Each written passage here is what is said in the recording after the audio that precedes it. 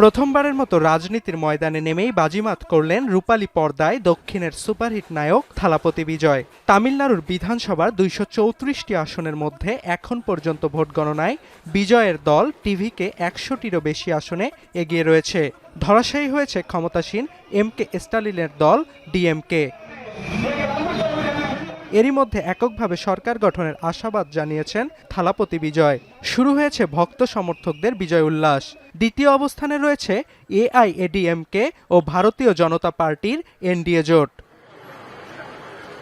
তামিলনাড়ুর মতো সরকার পরিবর্তনের আভাস মিলছে কেরালাতেও।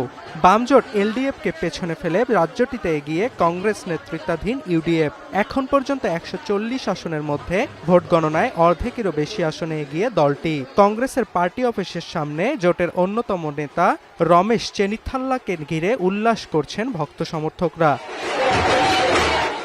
তবে পরিবর্তনের হাওয়া আসামকে প্রভাবিত করতে পারেনি। তৃতীয়বারের মতো বিজেপি প্রার্থী হিমন্ত বিশ্ব শর্মার ওপরই ভরসা রাখছেন অসমীয়রা। রাজ্যের ১২৬টি আসনের মধ্যে এখন পর্যন্ত প্রাপ্ত ফলাফলে প্রায় ১০০টি আসনে এগিয়ে বিজেপি। দ্বিতীয় অবস্থানে রয়েছে কংগ্রেস। কেন্দ্রশাসিত অঞ্চল পুদুচেরিতেও চলছে ভোট গণনা। ৩০টি আসনের মধ্যে এখন পর্যন্ত অর্ধেক আসনে এগিয়ে রয়েছে বিজেপি নেতৃত্বাধীন ক্ষমতাসীন এনডিএ জোট। এখন পর্যন্ত জোটটির সঙ্গে লড়াই করে যাচ্ছে কংগ্রেস। অর্ণব প্রসাদ, এখন বিশ্ব।